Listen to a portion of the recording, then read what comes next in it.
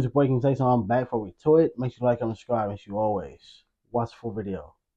Cops have little to no room for error in their job, having to deal with life or death situations daily. But what happens That's why when they the always cops get a mess up pass. and accidentally arrest the wrong person? Hey, yo, that's some bullshit. Get up, put your hands on the car. Starting with the controversial case of Patrick Mumford. Patrick was just getting back home when two officers confronted him, claiming there were warrants out for his arrest. What the cops didn't realize, though, is that the warrants were for a completely different man, but this didn't seem to bother them. What's your name? I'm going to ask you one more time. We probably need to talk to you. 44 Charlie, let me what's your imagine name? Stand up. Turn around, put your hands in the car. What happened? Patrick is justifiably nervous here after suddenly being confronted by multiple police officers, but still manages to give the cops his name. However, they decide that they don't believe him, and instead of asking for an ID or trying to confirm his identity in any way, they immediately decide to do this. I bet they wasn't fired though. Again, I bring that up because the female cop who arrested she I think matter of fact she didn't arrest him. Her sergeant detained him, but she gave the nigga a ticket. She gave him a ticket and she got fired for that. Fired. Because her sergeant made her do it. Instead. What I do? Man, what I do? Hey, I wouldn't have did that one. You got a warrant. You gotta get out the car, my boy. He just came back from his probation officer. I got taser. You coming out? You coming out? You come out. Yeah, this ain't a good move, my boy. Yeah, I'll be highly irritated. I'll be like, what's going on? I wouldn't want to go to jail either. But you already know, like, you refusing, you going back into the car. Look, she used the taser out. He could have easily. Oh, I thought I was reaching for my taser, and then I'll use my girl. Come on, man. Get your hands out now. You got Look. 3 seconds. I will stop doing that. Do not reach. Get up. Put your hands on the car. Show me the warrant. Come out. Look, I will stop doing that. All right, move. I will stop doing that. You coming out or not? Stand back. Come out. You got a warrant. I'm not telling you again. You better get out of the car. Get out of the car. Get out of the car. Stop reaching, my boy. I will stop doing that. Get out of the car. Move, Fox, move. It took just 38 seconds from the police making first contact to giving the order to tase him. According to the cops, Patrick was given numerous reasonable opportunities to comply with officers, but because of his resistance, they were left with no choice but to stun him. But even after being tased and detained, the cops still aren't finished roughing Patrick up. Something was going on, man. Just off me, man. He keeps reaching for his back. Ah!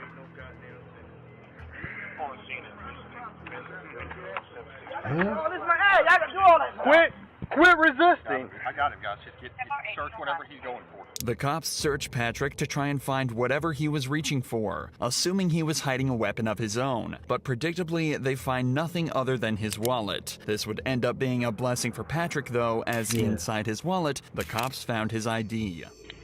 I just seen this fucking lady. Patrick Mumford. This lady not gonna tell me that I got a warrant. I just seen her. Here's the deal, dude. How long I had a warrant? I don't know if you got a warrant, because you're not who I'm looking for. But here's the deal. When we ask you for ID, because you look a lot like... Come on, dog.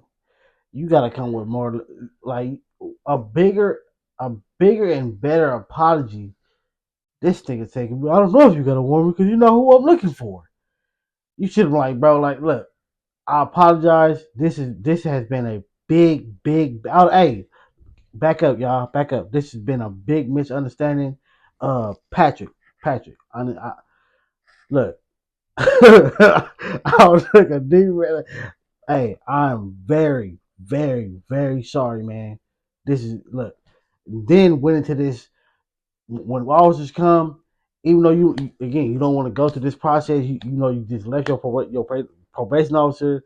You don't want to deal with us. Sadly, you have to in certain situations. So therefore, you to identify yourself. So therefore, we hopefully could have avoided what just happened. The person we're looking for, you give us ID. And when you start this whole fighting nonsense, dude, All you had to do is give me this. But the way you came up asked me out of nowhere. Remember, the cops never once asked for Patrick's ID during the initial interaction. In a later report, the cops also stated that they were worried he was reaching for a weapon when he was shuffling back in the car. I So, would've do been you too. think they would have been okay with him reaching into his back pocket for his wallet? He wasn't given any chance to correctly identify himself, but now the cop is patronizing him and Nah, it's like, yeah, but yeah. It's like, when he went back into the car, I would have felt that same way. Like, bro, like, hold on, dog. Like, I don't, again, in this moment, they don't know you. You might be a good A1 dude who wouldn't hurt a fly. They don't know you. I'm a regular dude. If I'm in this moment, you going back into the car, you reaching and stuff, bruh, you're lucky you got hit with the taser. For real, for real. But he should have stood outside. Like, when he stood up, he should have stood right there. They was going to have to pat you down. They would have grabbed your wallet and then went through, oh, bam. Hey, we got the wrong person. You going back into the car, like, yeah, I wouldn't did the fighting part, bro. Because, again, sometimes, even though they might be in the wrong, we for sure don't want to go through this process. But it's better than end up getting shot, though. saying he caught a case he didn't need to get. And above all, he's still being manhandled and forced onto the hood of they their should let him patrol go. vehicle. The short should let him go. Is there Like, someone here to stay here that looks like you? Think about it. Hey, Jack. Yeah. Guess what he's looking for? Tell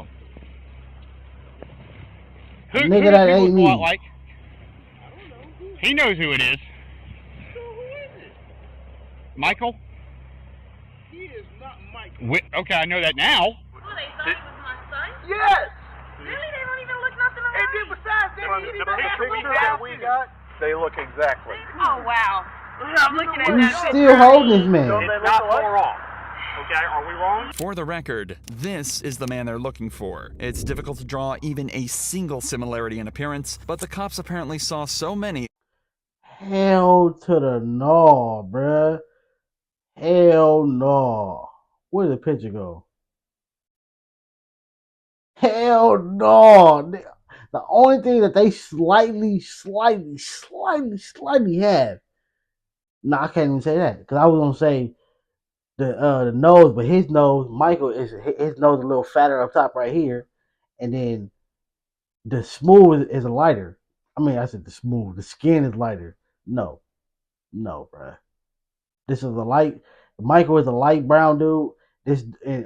Patrick is a brown dude. No, almost dark. No. To draw even a single similarity in appearance, but the cops apparently saw so many that they were comfortable with discharging a weapon at Patrick. Patrick was initially charged with obstruction and violating probation, and was fixed to lose his job and position at college. Thankfully, though, an internal investigation was launched into the 4 officers on the scene, and it was concluded that they didn't follow proper procedure. All 4 of the officers were suspended, and Patrick was awarded with a settlement of $100,000. But David Wiggins' story doesn't have such a happy ending. 100. He was pulled over and forced out of his vehicle with not so much as a second thought from the police, but they failed to realize he too was the completely wrong guy. Hands out the window! Take your right hand, open the door. Get on the ground. On the ground. You're doing that right now. Did you just run from me? Copy. Sir, okay? Alright, put your hands behind your back. David was put into cuffs and left on the ground at gunpoint after cops mistook him for a suspect. Apparently, the guy they were looking for had just fled them in a similar car with a similar license plate, and the cops pulled David over assuming it was the same vehicle. It's an understandable mistake, but realistically, the cops should have double-checked the plate as soon as they lost line of sight. Instead, they decided to wait until David was on the ground, handcuffed, and at gunpoint before even attempting to confirm he was their guy. I was going home. I did not run, I swear. Since you give me that tag. Contact for a 2016 Dodge Challenger, last name Green. It's not a Hammer. It's clear. This ain't even him. Yeah, that was wrong. They should before you or you should have did that. All right, put them over before you get out your car. Confirm that it's the right car, and then did all that. Yeah, you good. You're good. That's it. No, my bad. That's scary. You got almost the I'm same sorry. tag. I Past apologize. you going through. You good? I'm sorry. You have a good one, okay? I'm sorry about that. Okay, David was okay. offered little other than an apology for the whole ordeal and was sent on his way after being correctly identified as the Hey, wrong I'll guy. take that because But they don't that even do wasn't enough that. for David, and in July of 2020, I was robbed by the police, brother. So, hey, at least you got that. They took $900 out of my pocket. 23 decided to file a lawsuit against the city of Marion, claiming gross negligence, civil assault, battery, and false imprisonment. In the complaint, David alleges that he was forced to endure 3 minutes handcuffed on the ground with a gun to his head, not knowing if the next second would be his last. He also notes that the apology was a mockery. As of this video's upload, the case is still ongoing. However, when this cop in Florida was faced with the same situation, he managed to show exactly how you should handle it.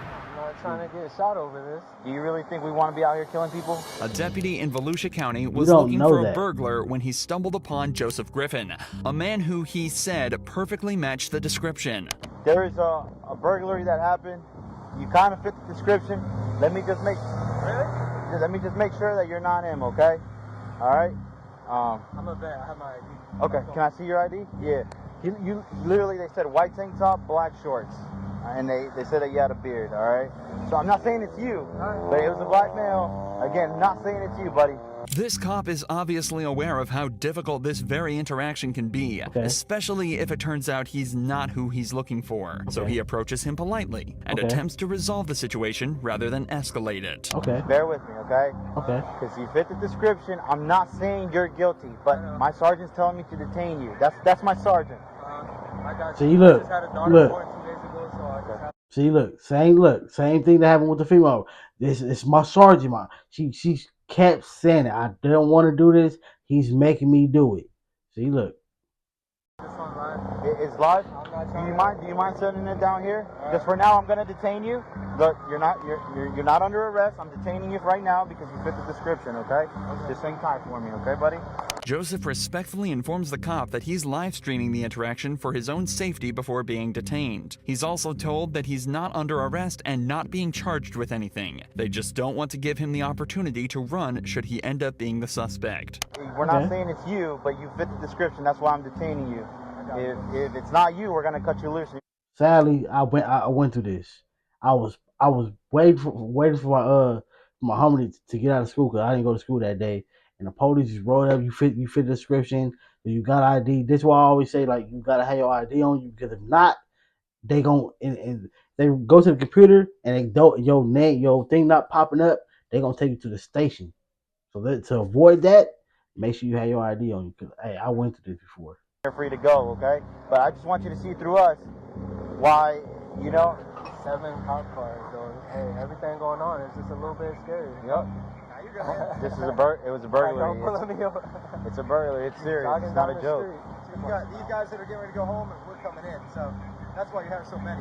The cops are doing their best to put Joseph at ease, but you can still imagine how stressful of a situation this would be. He's doing a good job at staying respectful and composed, but you can definitely still tell he's on edge. We appreciate you being very cooperative. Other people would just... I'm not trying to get shot over this. You ain't gonna get shot. Seriously, do you really think we want to be out here killing people? Do you honestly think that? I'm a military police. Like I said, brother, I've been in the same boat. After just 10 minutes of waiting, they hear back from the witness who had just received a picture of Joseph. So good news for you. The witness is saying that the clothes you're wearing and all that doesn't fit the description. It's called a show up. So we got a picture. Again, he's gonna run it through, make sure it's not you, and from what it looks like, buddy, you'll be out of here, okay? A show-up is a method of identification where a witness is presented with a single suspect and simply asked if that's their guy. It's also worth mentioning that when looking for a suspect at large, police will only receive a quick rundown of the suspect's appearance. Adding extra details can create confusion and even cause cops to let the perpetrators go if they miss something small. This is why the description may seem vague and leads to false positives, just like this one is starting to look like. What's your name, man? Joseph. Hey man, listen, Jake. Just want to say thank you for keeping a cool, good demeanor. We just got the picture finally from the witness, and I get why they went out with you for sure. Clearly not you, but the clothing description and everything matched. So obviously these guys didn't have that to go with. They just had a description and he matched it pretty good. But once we finally got the picture from the video surveillance and stuff, it was like, nah, that's not it. That's why I told him, like, get him out of here. I appreciate you being cool and understanding that, man. Just like that, Joseph was sent on his way That's back to his cool. wife and daughter with Oh. no further action taken against anyone at the scene. Later that day, the suspect was found. That's some gray shorts. I get the white top part, but he got a tank top on. This man has a white t-shirt and gray shorts. Bruh had on black shorts.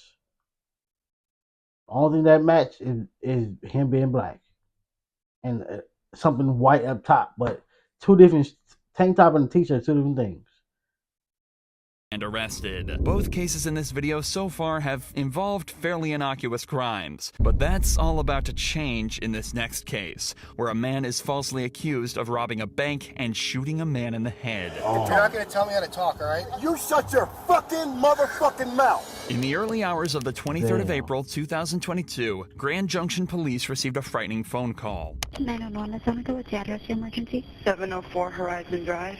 I heard gunshots outside on Horizon Drive within a minute ago. How many did you hear? Probably 4 or 5. Later that morning, police received a second call from a nearby hospital, making them aware of a patient who had walked in on their own with a gunshot wound to the head. It was determined that he was injured on Horizon Drive, the same street the gunshots were heard on. It must have didn't penetrate that deep, didn't hit a major spot, or he off adrenaline. That is crazy. He walked in. Imagine being hit in the head and you still walk or drive to the hospital. That's crazy, bro. Like me, I watch CSI, NCSI, like stuff like that. They showed this one case. A lady had a car accident, right? She had a car accident, and from the impact, she was completely dazed, and she had somebody in her window stuck for like a day. The whole time she never noticed them because the impact to her head was so severe. This whole side was blinded. It's crazy. At 3 a.m. A few hours later, a man named Aaron headed to the gas station to stock up on supplies for a marksmanship event he was attending that day. Unfortunately for him, the gas station was too located on Horizon Drive. I went to a gas station this morning to grab some stuff, and they were saying there was a shooting at 3 o'clock in the morning. So they have traffic blocked going out on the 70. So we might want to look to see if that's going to impact our route. Little did Aaron know, traffic would be the least of his worries that day. After stopping at the gas station, he heads back to his hotel to charge his phone. On the way there, he misses an exit, so he uses his blinker to make a U-turn in front of the police blockade. He parks up for 5 minutes to charge his phone, waits for his friend to show up. Yeah. They think that you're avoiding them. That's why. In that moment, that's what they thinking. Oh, this car turns around.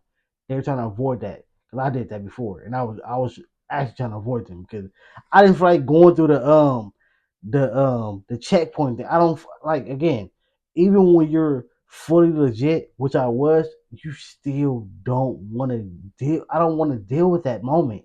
I want to go to where I'm going and go home. I don't feel like being pulled over and then all of a sudden, oh, we smell this and you fit this description, and I'm cool. In his car, then stops at another gas station to wait for his other friends to turn up. It's at this point Aaron is approached by police. Can I help you?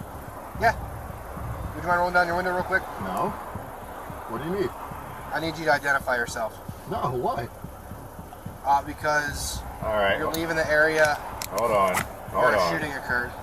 Okay, well, can you please roll down your window more so I can talk to you? No. What do you need? All right, well, I need to identify you. No, you do not. My name is Officer Posadas with the Grand Junction Police Department. And this is my corporal right here. This is Corporal Church as well. Okay. All right, so I need you to identify yourself. No, that's not how it works. I have rights as an American citizen, right? What Aaron is saying is completely true, and he is well within his rights to refuse to identify himself. However, that doesn't necessarily mean it's always the best idea. Regardless, in this situation... See, that'd be the only thing. See, that'd be the only thing about them, like, these laws, bruh. Because it's like, it's a lot of things that we don't have to necessarily do. and it's a lot of things that they're not supposed to be doing. But it's like they contradicting like each other, bruh. So it's like I don't have to identify myself, but if I don't identify myself, they're gonna find a problem with it. He can't do his investigation. Now I'm obstructing. See, like it's too much with this stuff, bruh. That's why again I'd rather just not deal with him. Aaron clearly wishes to exercise this right, to which the cop isn't best pleased. This is when things start to escalate quickly. You do not have articulable suspicion that I've done anything. I actually do. What crime do you suspect me of committing? Possible attempted homicide. You suspect me, actual me, of committing possible attempted homicide. Well, your cooperative behavior right now does not help your cause. No, I've done absolutely nothing. I pulled into a gas station because my friends are here, because we're going to... Keep an eye, they're associated. At this point, Corporal Church heads over to Aaron's friends, where he discovers that his name is indeed Aaron, and that it matches up with the registration on the vehicle. Meanwhile, Officer Posadas attempts to shed a little more light on why Aaron is being highlighted as a suspect. Right, exactly. You're leaving the area of a crime. Exactly. With a similar colored vehicle, similar nature to the description. What description of that vehicle did you get?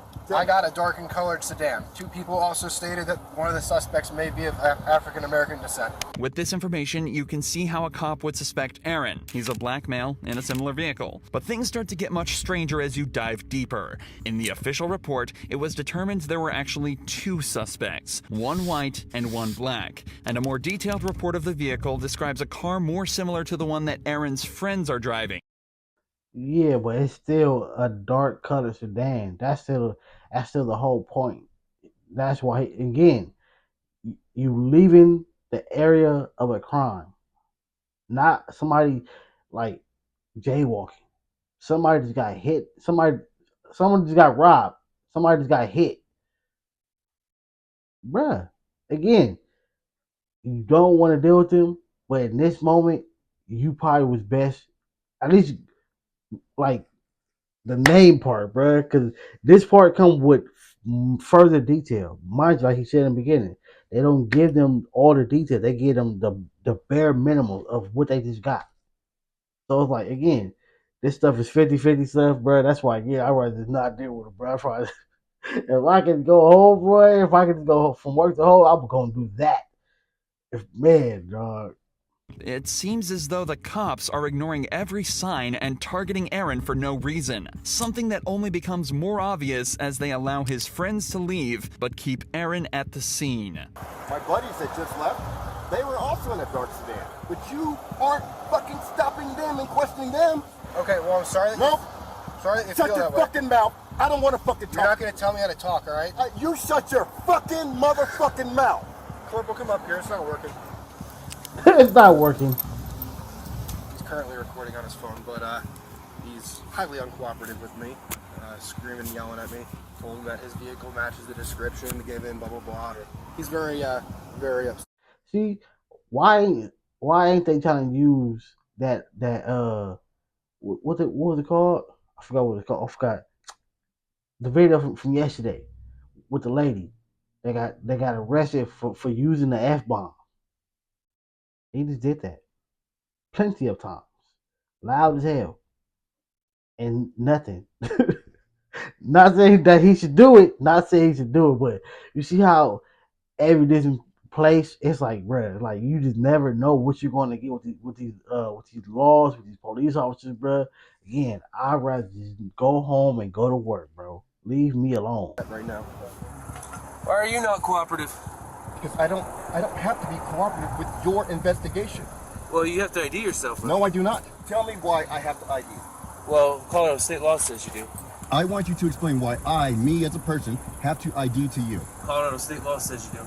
The cops continue to ask for Aaron's name despite having already been told by his friends and realizing it matches up with the name on the vehicle. But perhaps the funniest part of this entire interaction is what happens when Aaron instead asks for the sergeant's name. What's your name and your badge number? What's your name and your badge number? Well, I'm not going to give that to you. You have to. No. You have to. Yes, you do. No. You have to, for sure. Servant. I'm asking for your name. You have to give me that. No, I do not. Okay. So you wanted me to explain to you why I'm asking for you to identify yourself. Yes. Because we had an incident happen here. Wait, hold on. First, Okay. please Sorry. give me your name and your badge. Okay. Well, no, I won't give you that right now. What do you mean you won't? This is the most ridiculous thing So, I've ever I'm telling you. encountered. It's important to note that the Grand Junction Police Department require police officers to identify themselves upon request, but the Yeah, they sergeant have later to. claimed he simply forgot. Aaron was never made aware of why they targeted him so directly at the scene, but in the official police Nigga, report, this ain't the no cops new law. say that You the been reason knew they this. suspected Aaron was because of the U-turn he made. Told ya. Remember, he simply missed his exit to the hotel, and They there the don't- road ahead of him was closed, leaving him. They don't know that. That's the whole thing about like a lot of situations. They don't know, hey, this car just happened to just miss an exit. This car, in their eyes, just made a U-turn to avoid us. Why are you avoiding us? That's what they're looking at. Again, doesn't make it right, but sometimes again, it's better just to, hey, let's get this process, let's get this over and done with, bro. Even though, again, like, that's why I said it's 50-50, because, bro, it's like, hey, even me, it's like I'm contradicting myself, but it's like, again, and sometimes in a moment, let's just get this over with. If I can avoid this, I'm going home. I'm going home, man. Just leave me alone, dog. With nowhere else to go. They also allege that he didn't use a turn signal for the maneuver, something that can easily be disproved by listening to Aaron's dashcam footage. That's a blinker. Luckily, he was As recording you'd all this. expect, an internal affairs investigation was launched into the officers at the scene, and it was conducted that there was no wrongdoing, and the cops conducted themselves perfectly. Aaron has since launched his own lawsuit against the Grand Junction Police Department, but as of this video's upload, the investigation is still ongoing. Check He out ain't gonna Aaron's win that. channel linked below for updates on the situation. He's not gonna win that. He's not gonna win it because, again, they gonna, just like I just said, in that moment, besides the turning signal thing, but you turning around, they don't know why you're turning around. They have a description of a dark colored sedan and an African American who was, yeah, he was with somebody else, but these two things, you turn around, well, three things really. You turn around, dark colored sedan, and you're black. I'm not saying the black part just to make it look like it was racist, because that was part of the description. So therefore, it's come on, 3 checks. Just like baseball, 3 strikes, you're out. Come on, bro. Let's let me get your ID. Let me run it. Even though when they got it, they should have calmed down. But I think that they didn't want to let it go because the officer and the dude was getting into it. That's why again, I said plenty of times, officers need to go to sensitive training or fearless training, whatever, because bruh, y'all be letting niggas get up under y'all skin. That's bad.